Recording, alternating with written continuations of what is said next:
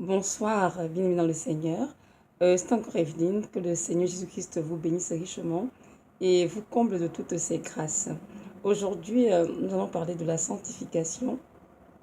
J'ai fait une vidéo, ça fait quelques jours, dans laquelle j'ai parlé de la sanctification. J'ai dit que la sanctification est un tout, c'est-à-dire que la sanctification implique tous les domaines de notre vie et que nous ne pouvons pas nous sanctifier en partie.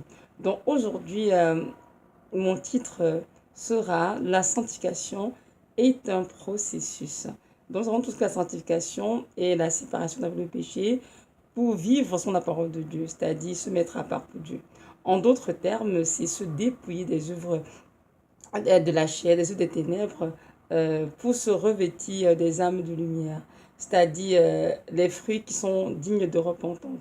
Donc, si par exemple, avant, un chrétien mentait, mais maintenant qu'il donne sa vie à Christ, il ne ment plus. Avant, s'il voulait, maintenant qu'il donne sa vie à Christ, il ne vole plus. Donc, se sanctifier, c'est tout simplement fuir le péché et vivre dans la sainteté de notre Seigneur Jésus-Christ de Nazareth.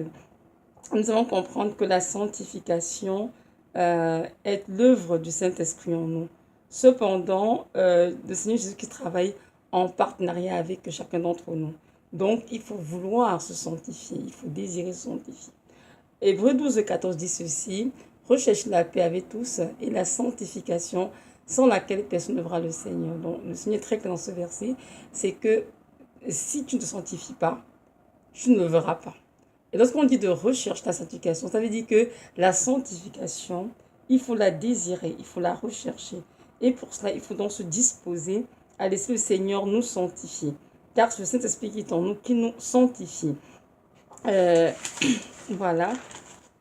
Et lorsque nous avons ce désir de nous sanctifier, lorsque nous aimons le Seigneur et que nous voulons vraiment laisser tomber les choses de ce monde, le péché, tout ce qui est mal, et pour nous attacher au Seigneur, à sa lumière, le Seigneur commande son travail en nous parce qu'il voit que nous sommes disposés à nous sanctifier. Nous devons comprendre que la sanctification dure toute la vie chrétienne. Donc, s'il veut dire que c'est lorsqu'on sera au paradis, le Seigneur, que cela va prendre fin. Cependant, il est aussi important de comprendre que la sanctification est un processus. Oui, elle est progressive et la vitesse à laquelle on se sanctifie dépend étroitement de notre amour pour Dieu, de notre amour pour la vérité, de notre relation avec le Seigneur et de notre désir de vouloir nous sanctifier. Le Seigneur a dit dans Lévitique 19, verset 2, « Soyez saints car je suis saint, dit l'Éternel. » Donc, la sanctification doit être quelque chose de désiré par tout enfant, de tout véritable chrétien.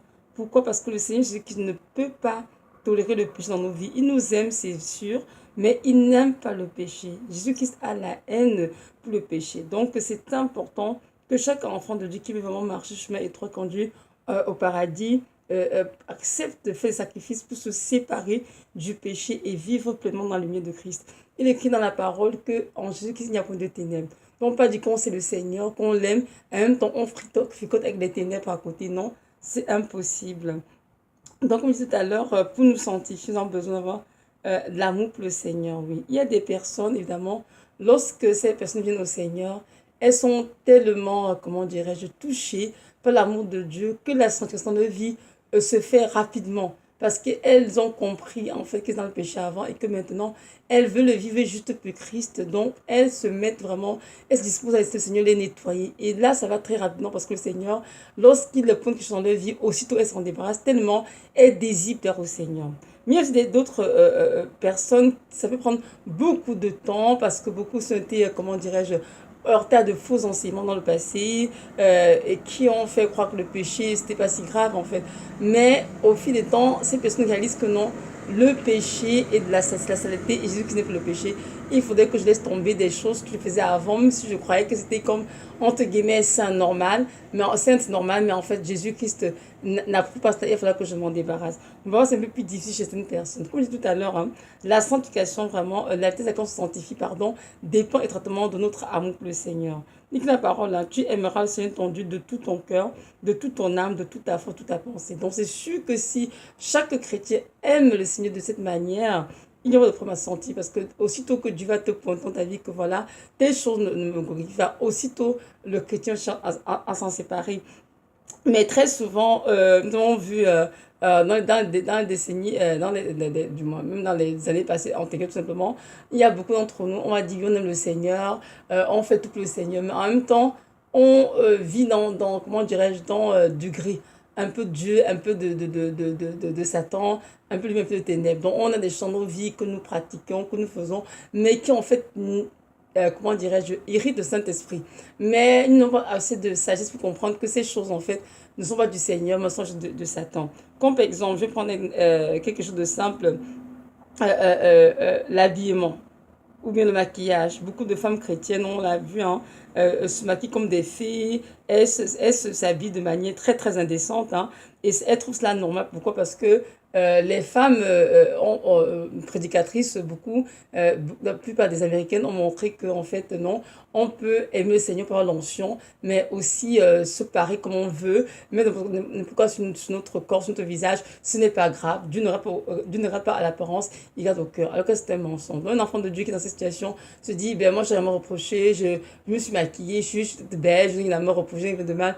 Mais en fait, elle ne sait pas que se maquiller est une véritable abomination dans le Seigneur parce que le maquillage, c'est la tête dans son visage, parce que c'est une œuvre de Satan, c'est pas l'œuvre du Seigneur de Nazareth.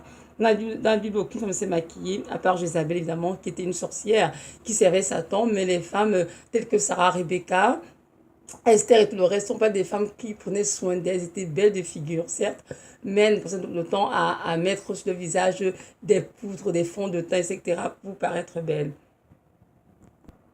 Donc, en gros, si on aime vraiment le Seigneur, si on est sincère avec lui, on va se sanctifier rapidement parce que aussitôt que le Seigneur vient de montrer son dans notre vie, on va chercher à s'en débarrasser.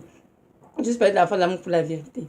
Évidemment, nous devons comprendre que celui qui nous sanctifie, c'est le Saint-Esprit. Parce que le Seigneur Jésus, il est retourné aussi, il a su son trône. Donc, celui qui est en nous, celui qui nous sanctifie.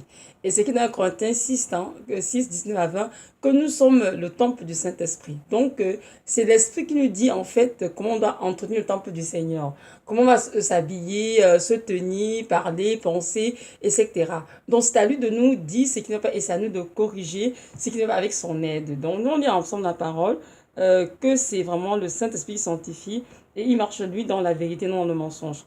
Dans la parole, c'est dans Jean 17, verset 14 à 17, qui dit ceci. Dans Jean 17, 14 à 17, qui dit ceci. Je leur ai donné ta parole et le monde les a haïs, parce qu'ils ne sont pas du monde, comme moi je ne suis pas du monde. Je ne te prie pas de les ôter du monde, mais de les préserver du mal. Ils ne sont pas du monde, comme aussi je ne suis pas du monde. Sanctifie-les par ta vérité, ta parole est la vérité. Amen. Donc, c'est Jésus qui est en train de s'adresser au Père. Hein. Il est en train de faire une prière pour dire que oui, nous, ces enfants, ne sont pas du monde, hein, mais ils vont dans le monde. Donc, il a dit ici, verset 17, que sanctifie-les pas ta vérité, ta parole est la vérité. Donc, comprenons bien que c'est la parole du Seigneur qui nous sanctifie. Et le Saint-Esprit est en nous, est un esprit qui travaille dans la vérité, dans le mensonge. Donc, pour d'abord qu'il nous sanctifie, il faut qu'on soit capable d'admettre que ce qui est en train de monter dans notre vie est évidemment n'est pas bien. Donc, c'est par exemple, par exemple, bon, par exemple, une soeur, voilà, lorsque tu t'habilles, tu mets des dos nus ou bien, je sais pas, des habits trop serrés, le Seigneur n'approuve pas ça parce que c'est pas bien, c'est indécent. Il faudrait que tu restes un peu la pour que oui, c'est vrai, lorsque je m'habille ainsi, je suis en train de séduire des gens, même si c'est mon intention, néanmoins, dans mon spirituel, ce qui se passe, je suis en train d'exposer mon corps en vue de la séduction. Parce que c'est pourquoi ces temps ont été créés. N'oublions pas, hein, se dénuder pour séduire et tout. Donc, même si c'est pas ma motivation, ce que je m'habille, néanmoins, ce que dégage, c'est quand même ça, c'est la séduction. Donc, il faut s'attendre de reconnaître que oui, en effet, c'est vrai, Seigneur, m'habiller ainsi incite des personnes à me convoiter, alors qu'on se va être cela. Donc, je reconnais que c'est un péché devant toi de m'habiller comme ça. Je dois donc arrêter de m'habiller comme ça. Donc, c'est la sanctification. L'amour, la vérité. Mais il y a des personnes qui n'ont pas de la vérité. Elles aiment bien ce qui est mensonge. Donc, lorsqu'on est devant eux en train de parler des choses qui doivent être changées dans leur vie, ces personnes ont toujours des choses à dire, à contester. Elles vont raisonner. On explique dans la Bible, c'est écrit où dans la Bible, qu'il ne faut pas se maquiller, il ne faut pas porter des habits serrés, il ne faut pas se masturber. Il y a plein de choses que les gens disent parce que dans la Bible, noir sur blanc. Mais comprenons bien que la Bible que nous avons n'a pas tout écrit, tout écrit dans la Bible de un.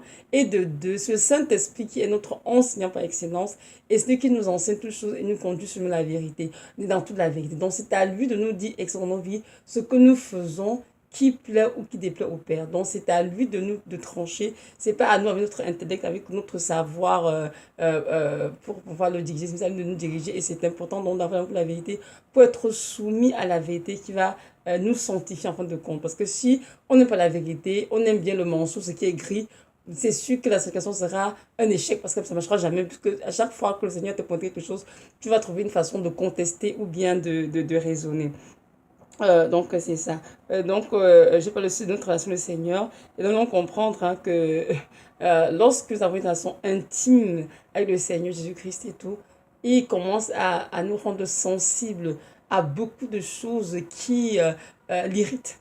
Et très souvent, pour ceux qui ont le temps de cette relation avec le Seigneur, ils vont se rendre compte que dans la vie du Seigneur, le Seigneur parle beaucoup. Et même quand on est dans le calme à l'écouter, il va te prendre des choses dans ta vie que telle chose je n'apprécie pas, telle chose change dans ta façon de parler, de penser, tel habit dans ton placard, jette-le, telle chaussure, je ne mets pas telle chaussure. Oh oui, oui, oui. Le Seigneur Jésus-Christ est un Dieu qui parle à ses enfants, croyez-moi. Et pour ceux qui ont vraiment cette relation d'être avec lui et qui font le temps de l'écouter, on constate que Jésus-Christ parle vraiment beaucoup. Mais très souvent, c'est nous qui ne faisons pas garde à ce qu'il dit. Parce qu'on est trop distrait, on fait beaucoup de choses et puis on a pas le temps de vraiment avoir une relation avec lui, mais c'est important. Donc ceux qui ont cette relation avec le Seigneur, très souvent, ils sont tellement amoureux du Seigneur que se sanctifier, elle n'est pas, comment dire, elle n'est pas aussi difficile parce que le Seigneur insiste et martèle sur une chose, très souvent, il peut s'en débarrasser. En tout cas, je me rappelle mon cas, il y a des choses qui me montraient, peut-être des parfums, telle chose. Quand je résistais, il continue dans les rêves. Evelyne, telle chose que tu t'en débarrasses parce que ça ne me corrige pas. Mais quand tu dis, mais en quoi est-ce que c'est mauvais, Seigneur? Non, il a dit non, il faut t'en débarrasser. Effectivement, j'ai fini par le faire. Donc, notre Dieu est un Dieu saint et tout ce qui est péché, il ne veut pas ça dans nos vies. Pourquoi? Parce que le péché, c'est de la saleté. Et de notre Dieu qui est saint ne peut pas côtoyer la saleté, non. Alors que nous sommes quoi? Le temps du Saint-Esprit, donc veiller à ce que nous sommes sans souillure. Donc voilà, c'est ça. Donc je suis parlé de... donc c'est ça, l'amour pour la vérité, notre amour pour Dieu, notre Seigneur, et notre désir de nous sanctifier. Vous savez, il y a des personnes, on dirait qu'elles aiment bien les ténèbres. Elles sont à l'église, elles vont dire j'aime le Seigneur, elles sont dans la chorale, elles montent et descendent, elles servent dans le ministère, mais elles aiment tout ce qui est ténébreux. Je ne comprends pas ce que c'est, mais en tout cas, toujours est-il que le Seigneur Jésus-Christ nous appelle tous à vraiment chercher sa face et à demander qu'il nous mette en nous ce désir de nous sanctifier. De ce désir de fuir tout ce qui est impur, tout ce qui est sale à ses yeux. Parce que c'est ce désir en nous, cette volonté, qui va vraiment permettre que nous soyons réellement sanctifiés. Même si nous avons des choses de des messages de sanctification et que nous n'avons pas ce désir profond de vouloir être sanctifiés, juste qu'il ne fera rien pour nous, malheureusement. Parce que notre Dieu est un Père, hein. Il n'est pas un dictateur. Il ne viole pas notre volonté propre à nous, non. Au contraire, il respecte ce que nous voulons aussi. Donc, si une âme veut se sanctifier, et elle est sincère, elle désire sanctifier, effectivement, jusqu'à l'aider. Mais si une âme ne veut pas se sanctifier, malheureusement, il ne pourra pas l'aider. C'est pour ça que c'est qui dans la chose, je prends dans Apocalypse 21, que celui qui se sanctifie continue de se sanctifier, mais que celui qui se souille continue de se souiller. Parce qu'il y a des personnes qui aiment bien se souiller. Elles n'aiment pas la vérité. Elles veulent juste aimer Jésus, les verts, vraiment fort de cœur. Elles aiment bien les ténèbres. Donc, c'est sûr que ce n'est pas une situation qui glorifie notre Père, c'est certain. Donc, il faut aimer la vérité, il faut aimer sanctifier, il faut désirer sanctifier. Et ce Seigneur Jésus qui nous sanctifie. Donc, c'est ça. Mhm. Donc, nous te dit sanctifier, vraiment, va beaucoup nous aider et aussi nous permettre vraiment de tomber certaines choses rapidement. Il y a des choses dans nos vies qui vont quitter en effet rapidement, mais d'autres choses qui vont prendre un peu plus de temps. Oui, et notre Dieu, il est très patient. Et il comprend cela. Oui, il sait qu'il y a des façons de faire qui ne changent pas du lendemain. Parfois, ça prend quelques semaines, quelques mois pour que la chose soit complètement ôtée. Cependant, nous devons comprendre qu'il ne faut pas abuser de la personne du Seigneur. il ne faut pas utiliser sa patience comme un prétexte pour pécher contre lui, pour pratiquer le péché. Au contraire, nous devons vraiment utiliser sa patience comme une occasion, une opportunité de faire mieux, de mieux se sanctifier. Donc, nous devons rendre grâce à ce Dieu qui est si patient envers nous, qui comprend nos souffrances, qui comprend nos tentations. Mais nous devons veiller tous les jours à travailler un peu plus, à nous séparer des choses qui nous rendent captifs, des choses que Jésus-Christ a dans nos vies, que ces choses, je les apprécie vraiment pas. Et dans nos vies, il y a des choses que nous faisons, croyez-moi, même si ça paraît comme oh non, c'est beau, oh non, c'est cute, mais Jésus-Christ, pour lui, c'est une abomination. Il y a des gens qui regardent la télévision à outrance. Ils sont constamment dans la télévision. Ils regardent des séries, des films, des ci, des ça. Ils peuvent se souiller. Et Jésus-Christ les attriste beaucoup. Il y a des femmes à la maison, des femmes au foyer. Lorsque les enfants sont à l'école et le mari est au travail, elles passent le temps à regarder des séries à l'américain, à l'eau de rose. Les feux de l'amour, les Sunset Beach, Dynasty, etc. Elles vont te dire, mais c'est pas violent, ce n'est que des choses romantiques. Ça aussi attriste pendant le Saint-Esprit. Donc, ce sont des choses que tu fais dans ta vie. Tu te dis, oh mais non, je pêche contre le Seigneur, je l'aime bien, je lis ma Bible, je prie, fais ci, fais cela. Mais ce qui t'attriste beaucoup. Et je peux citer, il y a tellement de choses qu'on fait qui est extrêmement normal, mais qui attriste fortement le Saint-Esprit. Je dis à la télévision qu'on regarde, il y a le commérage pour les femmes, elles sont très communes, les femmes le savent.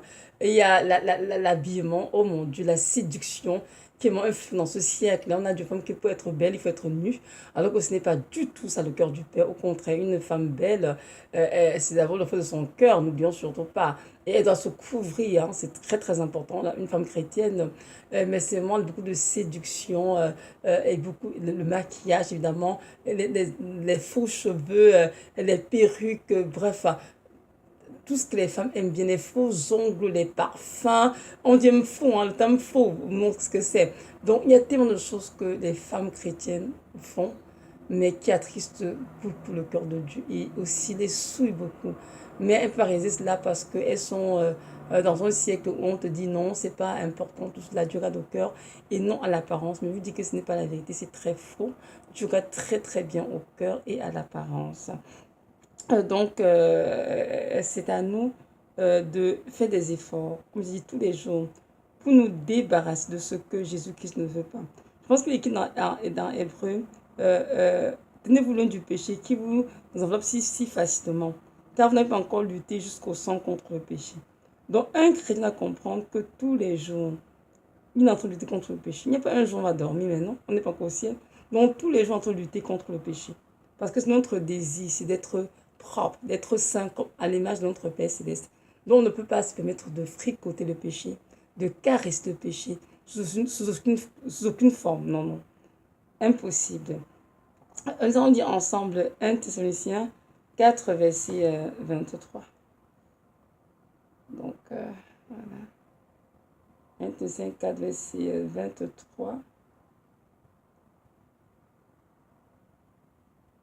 Non, 1 Thessaloniciens 5, verset 23, pas 4, 23. 1 Thessaloniciens, oui, voilà. 5, oui, voilà. Verset 23 qui dit ici. Que le Dieu de paix veuille vous sanctifier entièrement et faire que votre être entier, d'esprit, l'âme et de corps soit conservé sans reproche lors de l'avènement de notre Seigneur Jésus-Christ. Donc nous voyons bien ici dans ce passage que notre Seigneur, c'est d'abord celui qui nous sanctifie, comme je t'adore, c'est vraiment le qui nous sanctifie, et qui voudrait que nous soyons sans reproche, esprit, âme et corps, pour le jour de son avènement et le jour de son retour. Donc, si vous dites que lorsque Jésus-Christ reviendra, chercher son Église, c'est important qu'il trouve chacun d'entre nous prêt. C'est important qu'il trouve que chacun d'entre nous s'est évidemment préparé à garder sans reproche son esprit et son corps. Donc, la sanctification concerne tout ce que nous sommes. Et nous devons tout lui travailler pour que ces trois parties soient trouvées irréprochables pour le jour du Seigneur, pour de l'enlèvement. Lorsque nous lisons je vais aussi lire un autre passage, 1 Thessaloniciens 4, verset 7. Voilà, attention, 4, verset 7 qui dit ceci. Car Dieu ne nous a pas appelés à l'impureté, mais à la sanctification. Amen. Donc notre Dieu que nous servons, nous avons appelé à l'impureté. Donc le péché, c'est de l'impureté tout simplement. Peu importe le nom, que ce soit le mensonge, les excès de table, l'adultère, fornication, le vol, l'indécence, etc.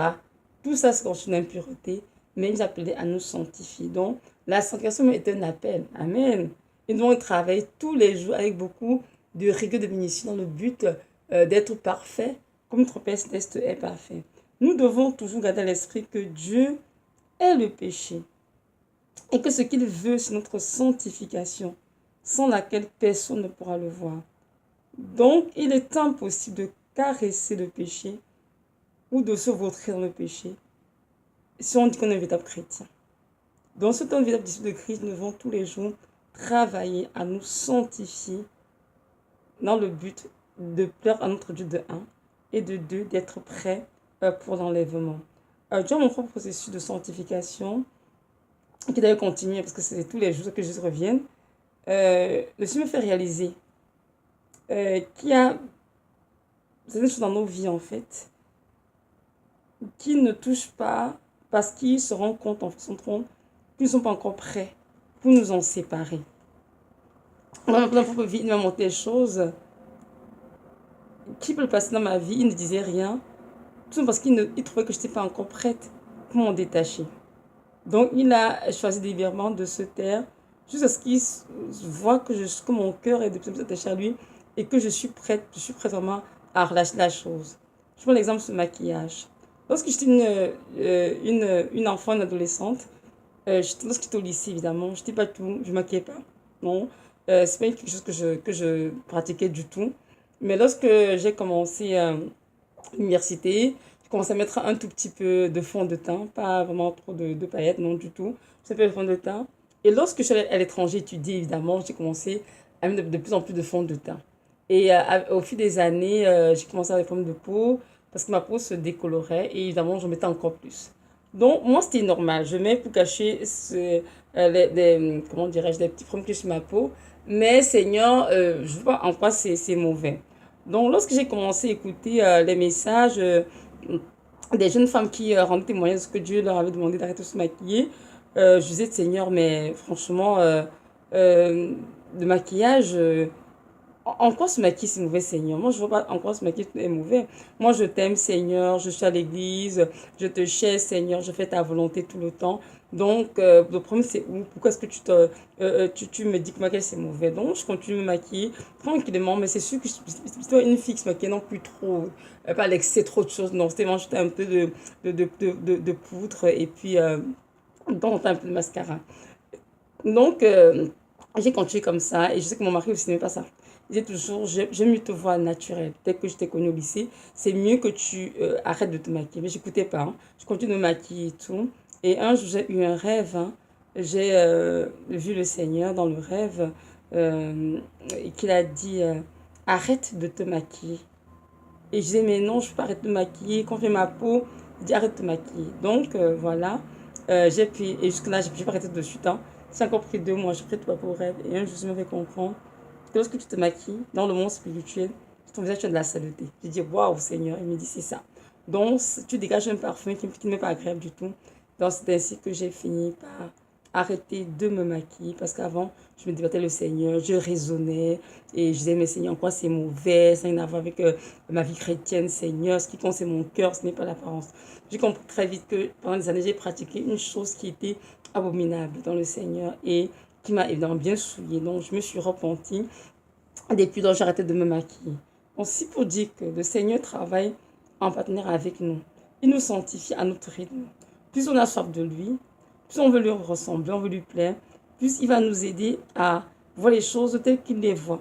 Donc, si par exemple, le maquillage est une mauvaise chose à ses yeux, il nous fera comprendre qu'en effet, à nos yeux aussi, c'est une mauvaise chose. Donc, ce qui est péché pour lui est péché pour nous. Ce qui est abominable pour lui est abominable pour nous. Et ainsi, il va nous séparer rapidement de ces choses, de tout ce qui lui déplaît. Vous savez, Jésus-Christ est notre Créateur.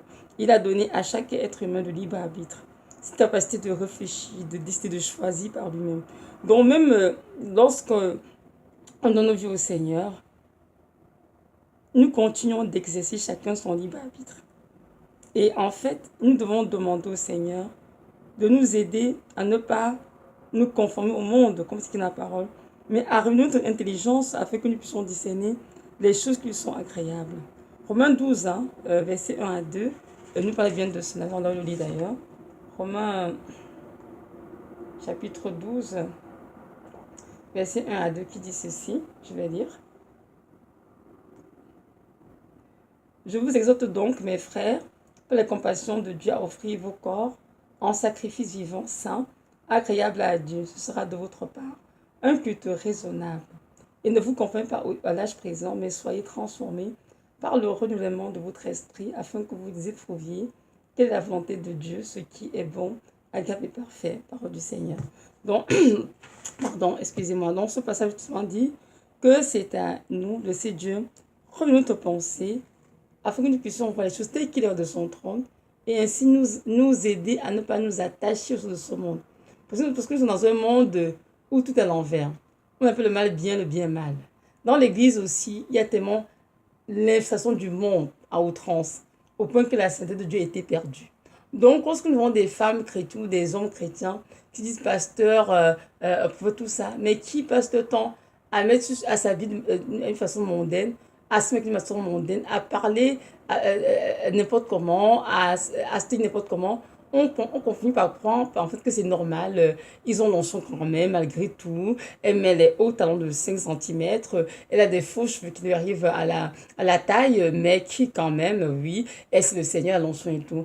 Mais j'aimerais vous dire aujourd'hui que tout cela, ce n'est que pacoutis dans le Seigneur. Ce n'est que de la boue. Dans le sens où c'est écrit dans Matthieu 7, 22, 23. Ce n'est pas tous qui diront Seigneur, Seigneur, qui seront sauvés. Beaucoup diront à la fin, nous avons fait ça en ton nom, Seigneur. Nous n'avons pas nous chasser des mots à ton nom. Nous n'avons pas fait ça en ton nom. Mais il leur dira, je ne vous ai même connu. Retirez-vous de moi, vous qui faites... vous qui commettez l'iniquité. Donc, nous voyons très bien que l'expression de l'onction, ou bien comme ce que c'est, de façon on dit qu'on est forcément saint. Donc, c'est à nous vraiment de prier pour que Dieu vienne notre pensée, que nous puissions être capables de voir les choses telles qu'il les voit et comprendre que ce qui est péché pour lui doit être péché pour nous. Ce qui est malsain doit être malsain pour nous. Et c'est à nous de faire ces efforts-là et non au Seigneur. Il a pu nous aider, mais nous ne nous pas vers lui pour dire Seigneur, je veux que tu me sanctifies. Donc voilà. Donc retenons que la sanctification est un processus, oui, et qui prend du temps, dépendamment de la personne concernée. Ça peut aller très très vite, comme ça peut aller très doucement. Mais j'ai bien qu'il y en a à l'esprit que même si la sanctification est un processus et qu'elle est progressive, c'est vrai de comprendre que nous sommes à la fin des temps. Et que c'est pas le temps de dormir, le temps de sauf au temps de péché, de dire Seigneur, je me sanctifie quand je serai prête. Non. Mes frères, ils sont en Christ.